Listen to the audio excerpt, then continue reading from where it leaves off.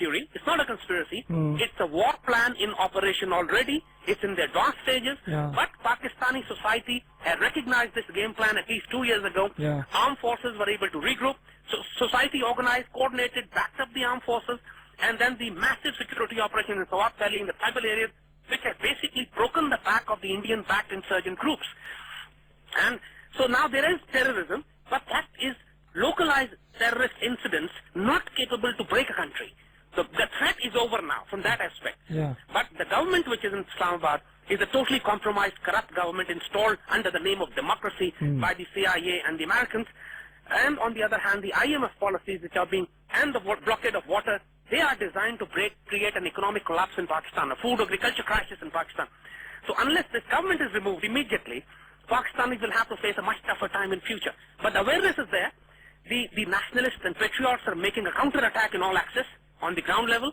They're raising their voices. The nation has been regrouped, reorganized, and alhamdulillah, we have a great, by Allah, we have a role to play in this. And when the ideological and emotional and identity-wise the nation is revived, then the physical threats can be managed. It's only when the disinformation is so intense that despondency starts to develop in the society that the job of the enemies become easier. But now, alhamdulillah, there's a massive regrouping in Pakistan. The patriotic and the Islamic elements are grouping together.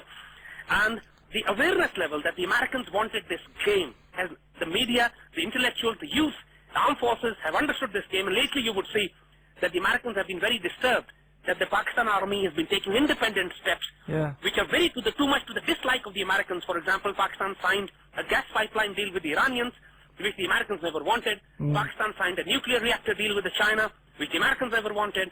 Pakistanis are not going into the North Waziristan, while Americans are insisting that we should. We are not doing this. So all these are signs that Pakistani armed forces are now taking up independent stance. The story and the era of the Musharraf time, where Pakistan was towing completely the American line, has now come to an end. Jazakumullah, very, very interesting story you just told us. Alright, let's take it further, Brother Zaid. Kashmir, let's talk a little with regards to Kashmir. Kashmir is often a thorny issue regarding the two nations. What is at present happening in Kashmir? And why won't, the question in many people's mind is, why won't both nations allow Kashmir to be independent? Tell us more, Zaid. You see, Habib, the fact is, in 1948, when Pakistan was created, the founding father of Pakistan, Qaid Muhammad Ali Jinnah, at that time he said, Kashmir is the jugular of Pakistan. Whoever controls that jugular will control Pakistan. Now, the fact is, it's not just the territory or the lands. As you can see now, after 63 years, all Pakistani rivers flow into Pakistan from Kashmir. And Pakistan is at 70% agrarian land. It's an agricultural-based country. So if you block waters, you don't need to wage a war on this land. You'll just simply destroy 170 million people of this nation by simply blocking their agriculture and water. So the fact is, Kashmir, on one hand, is critical for Pakistan. It is truly a jugular. From this point of view, that it's an access, it's a route from where Pakistan links up with China. All the rivers come into Pakistan from there. And on the other hand, for the Indians, for example, if there is no pressure on India, why should they make Kashmir independent? You see, people like, for example, in East Timor, when the United Nations stepped in, there was a massive international pressure, and they forced the Indonesian government to hold elections and make Timor independent. But there is no such pressure we see on the Indians as far as Kashmir is concerned. So Indians are not the kind of mentality they have, with the strategic clout they have in the region and the world, that they would surrender something, without any external pressure. So, on the other hand, when the Indians feel that they can also block Pakistani rivers, which is a strategic stranglehold on Pakistani economy and agriculture and lifeline, then India takes it as a strategic weapon system to control Kashmir, not really under any pressure to give any concession.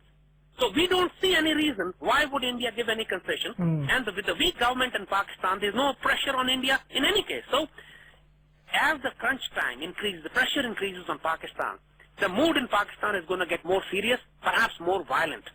And Pakistan has already fought 3 or 4 wars on Kashmir, and perhaps the final war would also be on Kashmir, but that perhaps would be the war which would decide the fate of any of the two nations. Either Pakistan would overrun India because they're nuclear weapon states. The situation in that case could be unpredictable. There's no doubt about this, that the entire world is going to suffer if the pressure on Indians is not there today to withdraw, to lay off from their stance on Kashmir. It's not just a question of land, and people and territory. For yeah. the past 62 years, Pakistanis have been delaying the issue, hoping that somebody would step in. But now when the Indians are blocking our waters, then it becomes a matter where Pakistan would respond, and respond ruthlessly, with or without the world with them. All right, Jazakumullah. Jazakallah, Zaid. You know, you should talk to us more on Radio Islam in South Africa. I'm really enjoying your explanations thoroughly. Jazakumullah. You're most welcome, and whenever you call, inshallah, you'll find your brothers from here with you. Wonderful. Jazakumullah. Let's talk a little, sorry to take up your time, just a bit of Afghanistan. You know, Zaid, hardly any news comes out of Afghanistan nowadays. Is Taliban in a strong position, and will they re-emerge to rule Afghanistan again? You see, the fact is that the Americans and the NATO are the most confused, disoriented, and disorganized at this moment in any time in the last 10 years. And the fact is that Afghan Taliban are gaining ground every day. The very simple fact that the Americans are begging Pakistan to intercede and help them find an exit strategy is a sign of the US and the NATO vulnerabilities and weaknesses in Afghanistan. Now, Afghans themselves, the army that they trained, the army of Karzai, is absolutely incompetent in any form to hold Afghanistan once the Americans and the NATO withdraw from here. So the Americans have no option, either trying to hold on to it somehow, keep sending the body back, which they are doing now every day. Then they came up with the Lebanon option. As we said, they want to divide Afghanistan into hostile zone and a non-hostile zone. And then the third option is they ask the Muslim countries to intercede and try to find some kind of an exit formula for them where they talk to Taliban. They have no choice but now talk to Taliban. Because it's not just the Afghan Taliban. You see, they call it Taliban, but actually there are multiple groups of Pashtuns which are resisting the Americans. There's a group of Gulbuddin Hekmatyar. He is not Taliban. There's a group of Jalaluddin Haqqani. He is not Taliban. So within the world they say Taliban, but within themselves they say it's the ACM, the anti-coalition militia. So this is a wider axis of Pashtuns. Basically, it's the Pashtuns who are resisting them. So Pakistan have a clout within Pashtuns very strongly. Jalaluddin Haqqani's men are based in North Waziristan, and Pakistan is not attacking them. And Americans are very upset about this for the simple reason that Pakistan want to keep their bet, hedging their bets for the future. You see, Pakistan has never fought any war against Afghan Taliban. Pakistani operations are only against the local Pakistani Taliban, who are basically backed and sponsored by the CIA and RAW.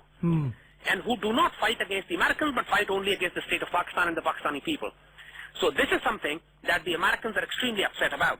So there is no doubt about this, that sooner or later, a grand coalition of a jirga or a dialogue has to be constituted where Afghan Taliban will have to be accepted as a legitimate party to the conflict, where Pakistan and Iran will have to play a much larger role. Pakistan would be influencing the Afghan Pashtuns, and Iranians would be influencing the Tajiks and the Uzbeks and the Hazaras.